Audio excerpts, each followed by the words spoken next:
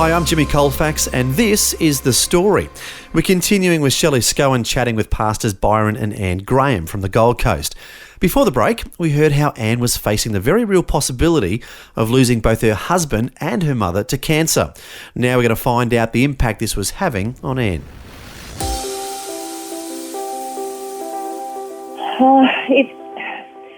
It's very difficult to explain how you felt in a moment like that. I think I just moved into action mode to some degree. It was like, what do we need to do next? Whatever we need to do, you just do it. And I don't know whether I gave a lot of thought to what that looks like. It was just so much happens. Life becomes so full at that time because there's a lot of appointments set up for you. You've got to see a panel of doctors. You've got to go to different hospitals for different kinds of tests. And for me, I was running between Brisbane City through to Gold Coast and back again. So the M1 highway was just, I spent loads of time in a car. Yes, you would have. And there's a whole, it's not a case of just being diagnosed and then that's it. There's a lot of appointments that you have to go to, a lot of different scans and tests, and sometimes that can be at multiple hospitals, not just one place. And is that even before you start treatment? Yes. Wow. Yes, that's before you start treatment. And of course, in amongst all of this, getting ready to let our family know and our church team as well, and our church. So there was a lot going on. So you move into a very, very busy time of life. Yeah, and your very, very busy and stressful time of life was made even more complicated through a number of factors, one of those being you were still the senior pastors of the church, and yes. So I believe you, Annie, pretty much kept the place running. Yes, I did. I showed up, I think, almost every Sunday, and I believe I preached many of those Sundays, and decided not to be absent from the church, decided that I would be very visible. And we'd made a faith stand, we'd made a real stand that Byron would come through this. And so to me, Sunday services were a real opportunity to just enter into a time of worship with church family and knowing that this journey is not done alone, but we do it together. Mm. And so not only did you have the strength and companionship and the faith of your children, but also your church family as well. So it's amazing. I would get to church on a Sunday and the worship songs that we can sing with such familiarity took on a whole different meaning. Yes. And one of those worship songs, I don't know whether you're familiar with it, but it's that song that says the name above all names. That song became almost an anthem to me because I thought there is a name that is greater than the name of cancer. Yeah. One of the more down-to-earth aspects of your busyness as well was that 2 weeks before Byron's diagnosis, you had signed a contract on building a house. Yeah, we did. We signed a building contract. We had owned some land for a while, and so I was committed also to building a house, and so I did that from start to finish.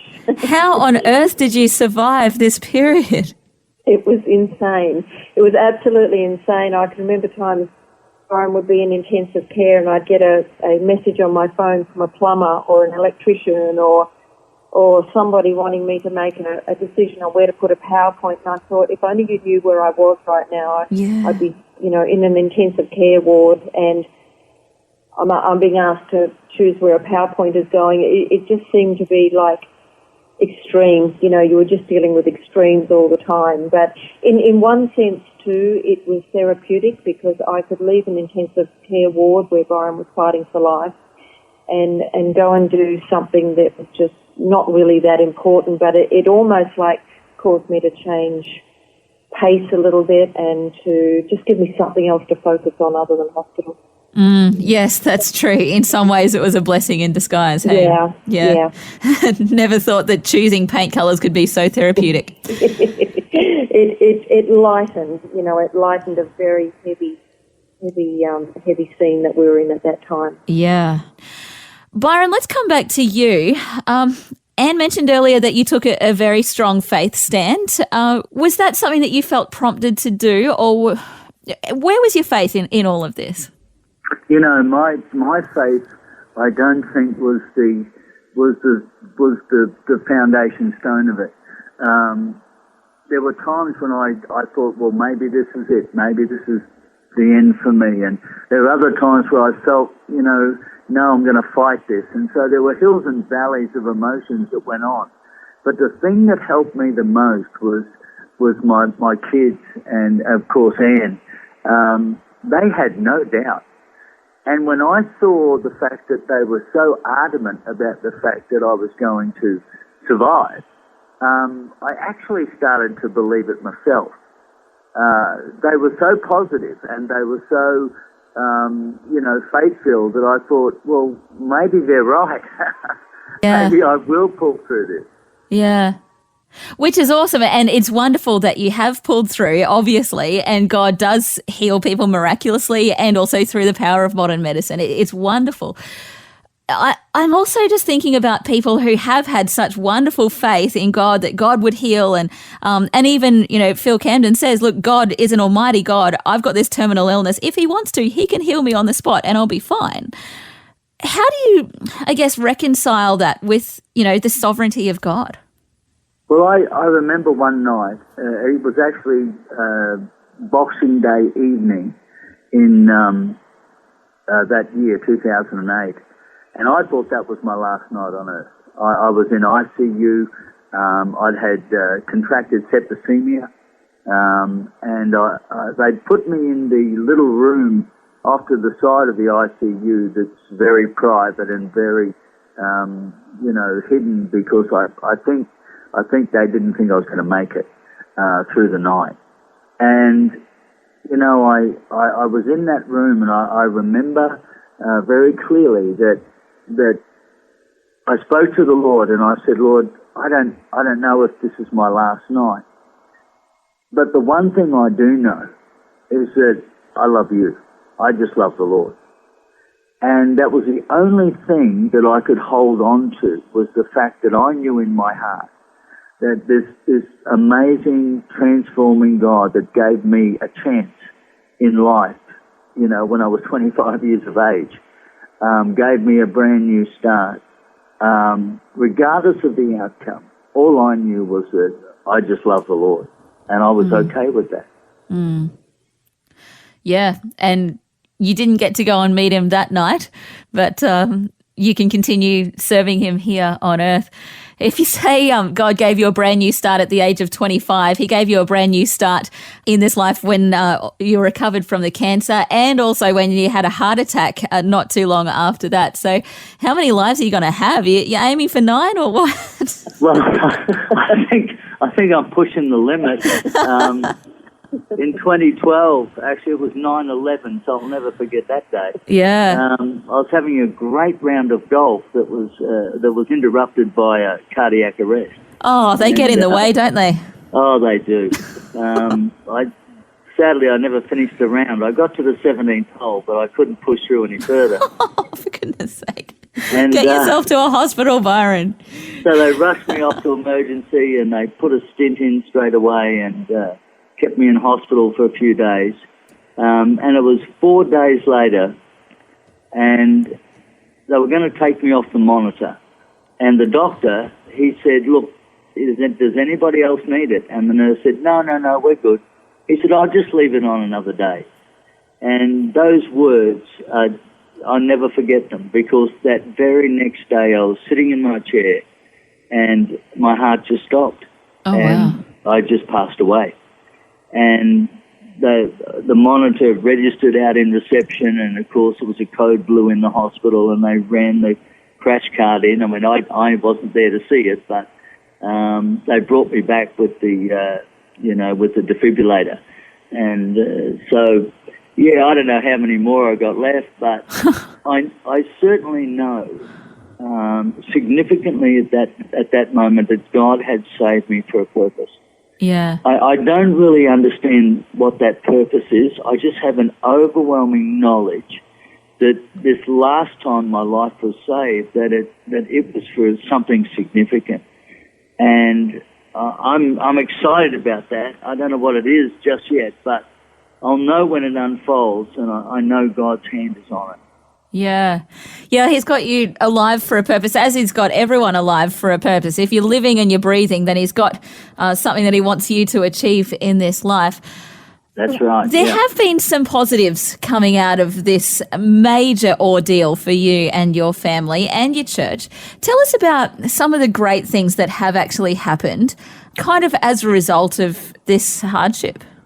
I think you'll find that when you go through something that is life-threatening like that, everyone in your world all of a sudden starts to recognise, wait a minute, we are mortal. Yeah. And we start to see what is really valuable in life. And, all of the career aspirations or the bank balance or the whatever really goes out the window. And what becomes really valuable are the people that you do life with. And I know for Anne and I, we've been married, 35 years now. And, we've always had a great marriage, but we were closer in that time. It just draws you closer. My kids were closer. We were fighting a battle together, and it welds you like nothing else. Our church grew, over 100 people without me being there. So it might have been a good church strategy, growth strategy. Our church family bonded together. We were all in the trenches, fighting for my life. And even though it was a tough season, there's so much good that came out of it. God turns it around for good.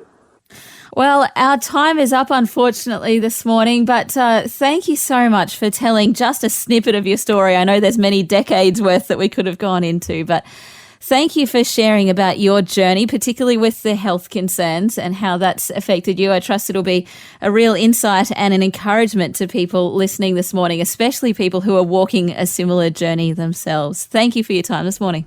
It's a pleasure. Thank you so much.